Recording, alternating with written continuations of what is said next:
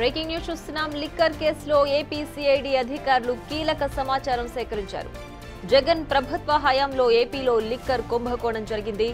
వాసుదేవరెడ్డి, కసిరెడ్డి రాజశేఖర్ రెడ్డిలను కీలక సూత్రధారులుగా గుర్తించగా వైసీపీ నేతలే పాత్రధారులుగా ఈ దందా సాగినట్లు అధికారులు గుర్తించారు.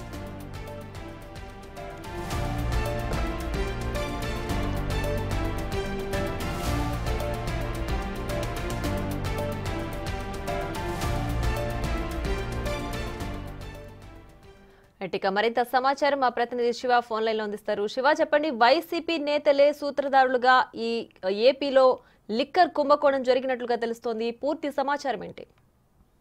చూసుకుంటే లిక్కర్ కేసులో కీలకమైన సమాచారాన్ని ఏపీసీఐడీ అధికారులు సేకరించారు. గత 4 రోజుల కాలంగా ఆంధ్రప్రదేశ్, తెలంగాణ, కర్ణాటక, తమిళనాడు రాష్ట్రానికి సంబంధించి ఎవరైతే డిక్షనరీలు ఉన్నారో వారందరినీ కూడా ఒక్కొక్కరినిగా 9 కంపెనీలను విచారించినట్లు కూడా తెలుస్తా ఉంది. దీంట్లో జగన్ ప్రభుత్వ హయాంలో ఏపీ లిక్కర్ లో భారీ స్థాయిలో కుంభకోణం జరిగినట్లు గుర్తించారు. దీంట్లో కీలక సూత్రధారులుగా ఏదైతే వాసుదేవరెడ్డి, కసిరెడ్డి రాజశేఖర్ రెడ్డి వీరిద్దరే ప్రధాన నిందితులుగా గుర్తించినట్టు తెలుస్తా ఉంది.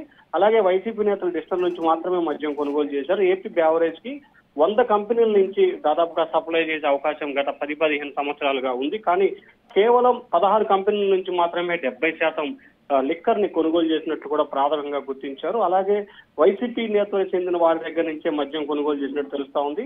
SPY agro, Aadan dictionary liquor కంపెనీల తయారు నుంచి కొనుగోలు చేశారు. ఈ రెండింటికి సంబంధించి కూడా ఎంపీలు మిథున్ రెడ్డి, విజయసాయి రెడ్డి బంధువర్గం దీంట్లో ఉన్నట్లు కూడా గుర్తించడం జరిగింది. అలాగే విశాఖ, టీఎంకే, ఫెరాల్, ఎన్వీఆర్ తో పాటు పలు ఇతర డిస్ట్రిక్టుల నుంచి కూడా వైఎస్ఆర్సీపీ నేతలు బలవంతంగా వారి వద్ద నుంచి కారు చౌకగా కొనుగోలు చేసి దాన్ని వీరే అంటే అక్కడి నుంచి వీరే తయారు చేసి క్రయ విక్రయాలు జరిపినట్లు కూడా సిఐడి అధికారులు ప్రాథమికంగా ఒక నిర్ణయానికి రావడం జరిగింది. దాదాపుగా ఆదాన్ నుంచి గత కొన్ని రోజులుగా 1165 కోట్ల రూపాయలకు సంబంధించిన లిక్కర్ కొనుగోలు చేసినట్లు గుర్తించారు. అలాగే ఎస్ఎన్కే డిక్షనరీ, అలాగే ఎస్ఎన్కే షుగర్స్ నుంచి దాదాపుగా 1996 కోట్ల రూపాయల లిక్కర్ ని కొనుగోలు చేశారు.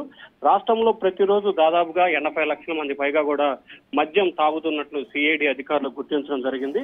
అలాగే గత ఏడాది ప్రభుత్వానికి సంబంధించి 57,600 కోట్ల రూపాయలకు సంబంధించి రెవెన్యూ రావాల్సి ఉండగా కేవలం 32,000 కోట్ల రూపాయలు మాత్రమే ఆదాయం వస్తున్నట్లు కూడా గత ప్రభుత్వం చూపించినట్లు సిఐడి అధికారులు గుర్తించడం జరిగింది. దాదాపుగా ప్రతి సంవత్సరం అంటే దాదాపుగా 2020, 21, 22, 23 సంబంధించి 3 సంవత్సరాల పాటు ప్రతి సంవత్సరం 25,000 కోట్ల రూపాయల చొప్పున 75,000 కోట్ల రూపాయలు నిధులు పక్కదారి మళ్లించినట్లు కూడా సిఐడి అధికారులు ప్రాథమికంగా గుర్తించడం జరిగింది.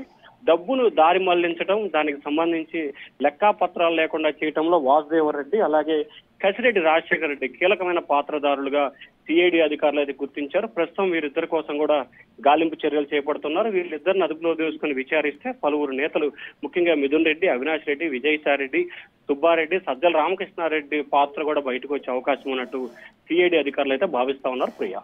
Right Shiva, thanks for the updates.